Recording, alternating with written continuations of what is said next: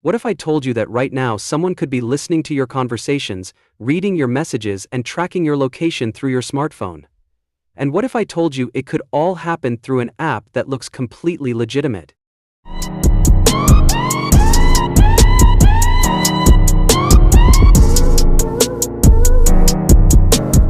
Welcome back to Tech Sky.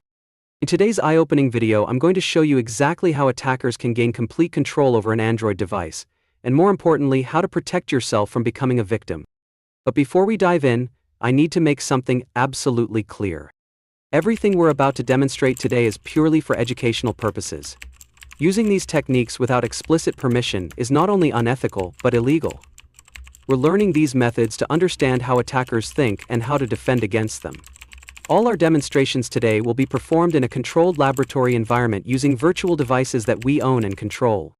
Today's video is going to be packed with detailed information, so grab your notebook. We're going to cover everything from setting up a testing environment to executing the attack, and finally learning how to protect ourselves. Before we dive into the technical demonstration, let's understand exactly what we're dealing with and why this knowledge is so crucial for protecting ourselves. When we talk about mobile phone hacking, we're referring to something far more serious than just someone guessing your password. It's the unauthorized access and control of your device, everything from reading your messages to tracking your location, or even secretly recording through your phone's microphone and camera. The methods attackers use are diverse and constantly evolving. They might deploy malware, malicious software that infects your device like a digital virus, potentially stealing your data or damaging your system. Another common technique is phishing, where attackers create convincing fake versions of trusted websites or apps to steal your sensitive information. Some attacks are even more sophisticated, like man-in-the-middle attacks. Imagine someone secretly standing between you and the person you're trying to talk to, reading and potentially changing your messages without either of you knowing. This can happen invisibly when you're using public Wi-Fi networks. Perhaps the most concerning method is social engineering, where attackers don't rely on technical skills at all. Instead, they use psychological manipulation to trick people into voluntarily giving up their information or installing malicious software. In today's demonstration, we're going to focus on a particularly dangerous combination of malware and phishing techniques targeting Android devices. We'll show you how attackers can create a malicious application and how they might trick someone into installing it. This will give us a clear understanding of just how much control an attacker could potentially gain over a compromised device. But remember, our goal here isn't to cause harm, it's to understand these threats so we can better protect ourselves and our loved ones. Now let's set up our testing environment. For this, we'll need two main components, Genymotion for our Android virtual device, and a Kali Linux machine for our testing platform. Let's start with Genymotion. Open your web browser and in the search bar type Genymotion. Click on the first official website that appears.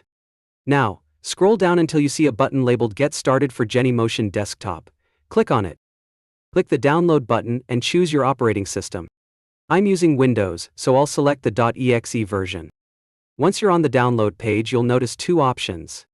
If you already have VirtualBox installed on your system, like I do, you'll want to choose Genymotion Desktop only. If you don't have VirtualBox, select the bundle that includes both. Since I already have VirtualBox, I'm selecting the standalone Genymotion version. The download will begin automatically. While we're waiting, let me explain why we're using Genymotion. Genymotion provides superior performance and networking capabilities, which are essential for the kind of security testing we'll be doing today. Once the download completes, double-click the installer file. Follow the installation wizard. There's nothing tricky here, just keep clicking next until the installation begins. One important note, you'll need to restart your computer after the installation completes. This is crucial for Genymotion to work properly. After restarting your computer, locate and click the Genymotion icon on your desktop. When you first launch Genymotion, you'll need to create an account. I'm going to skip the account creation process in this video since you can follow the standard registration steps, but make sure you complete this before moving forward. Once you're logged in, you'll see a screen asking you to select between personal use and business use. Since we're using the free version, select personal use. Make sure to check the terms and conditions box. Yes, I know nobody reads these, but it's important in this case. Click Next. Now we're at the main Genymotion interface. To create our virtual Android device, look for the plus button at the top of the window. Click it and you'll see a list of available Android versions. The version isn't critical for our demonstration, but I recommend choosing a recent one for better compatibility. You can customize the CPU and memory settings, but for our purposes, the default settings work fine. Click Next and then Install. This process might take a few minutes depending on your internet speed. While that's installing, let me explain what we're going to do next. Our goal is to demonstrate how attackers can create a malicious version of a legitimate app. We'll take a real app and bind it with malicious code that gives us remote access to the device. Once Genymotion installation is complete, close it and open VirtualBox. You should see your new Android virtual device listed. Start it up and wait until you see the IP Management Console message. This indicates that our virtual device is ready for use. Now reopen Genymotion and run the emulator. You'll see your virtual Android device spring to life. Before we continue, let me pause for a moment.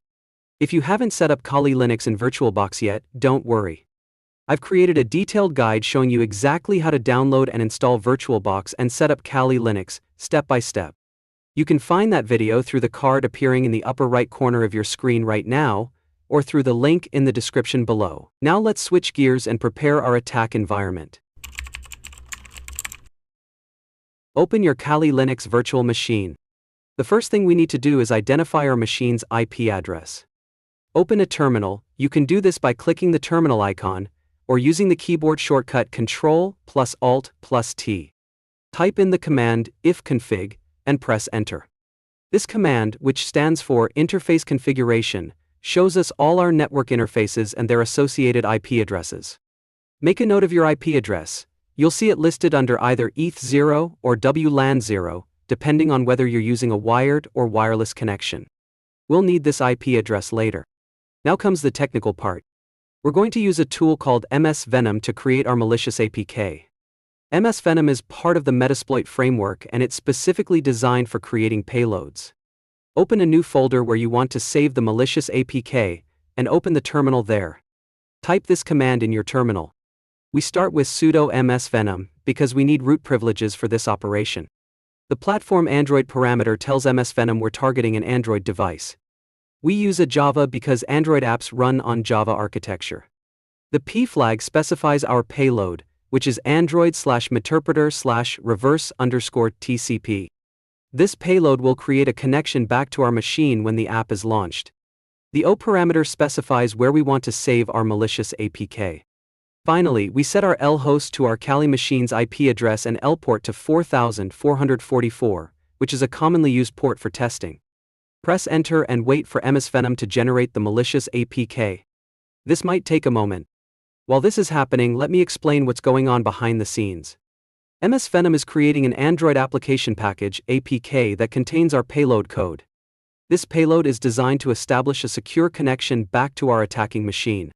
Once the process completes, verify that our payload APK was created by typing ls in the terminal. You should see my app file in the directory listing. Now we need to make our payload accessible to our virtual Android device. We'll do this by setting up a simple web server using Python. Type python 3m http server 80 and press Enter. This command starts a basic HTTP server on port 80, making all files in our current directory accessible via web browser. Now that our web server is running, switch over to your Android virtual device, open the browser and enter the IP address of our Kali Linux machine. You should see a directory listing that includes our MyApp APK file. Click on it to download. You might see some warnings about downloading from unknown sources. In a real device, these warnings are actually important security features, but for our demonstration, we'll proceed with the installation. Once the APK is installed, click Done, but don't open the app yet. We need to set up our listener first. Go back to your Kali Linux terminal and open a new tab. We're going to use the Metasploit Framework Console, or MSF Console for short. Type MSF Console and press Enter. This might take a moment to load. Metasploit is a comprehensive framework with many features. Once Metasploit loads, we need to configure our handler. Type use exploit/multi/handler and press Enter. This module handles incoming connections from our payload.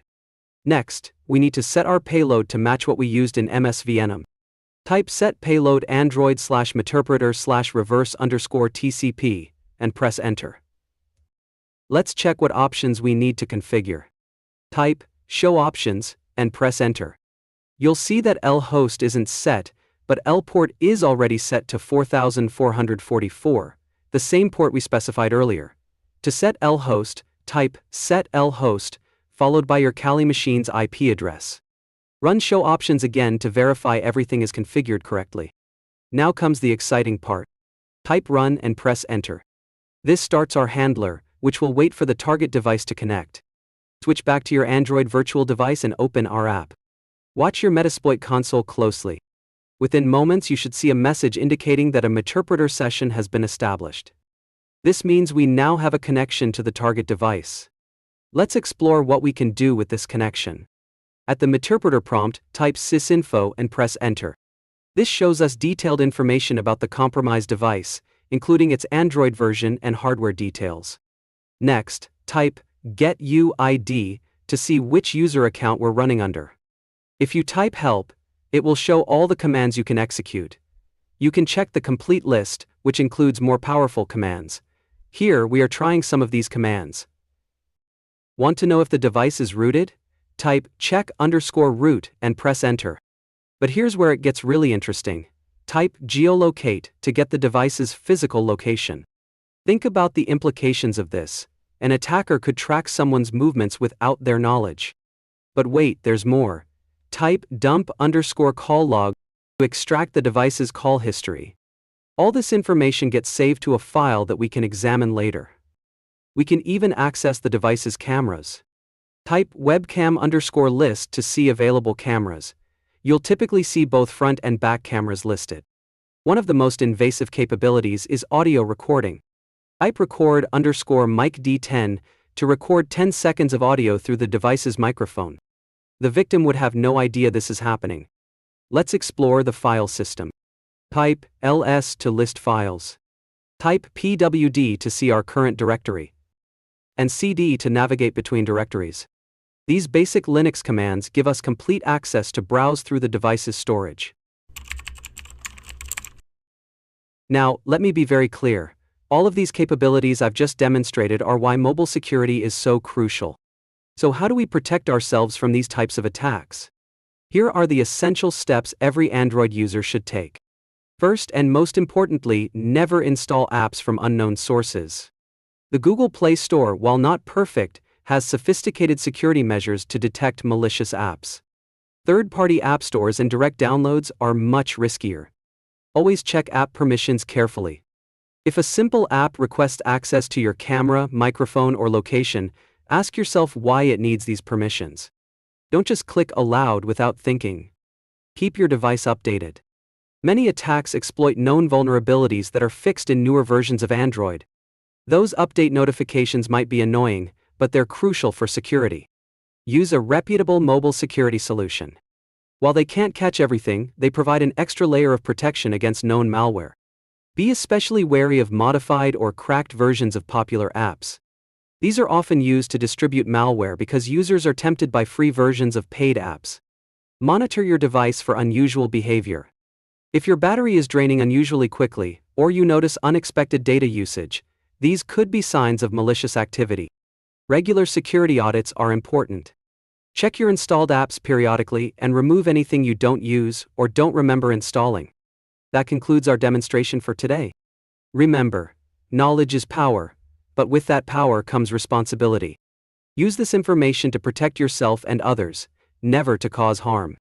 In our next video, we'll explore more advanced Android security features and how developers can better protect their applications. If you found this video helpful, don't forget to like, subscribe, and hit that notification bell. Drop your questions in the comments below and let me know what security topics you'd like to see covered next. Stay safe, stay ethical, and keep learning.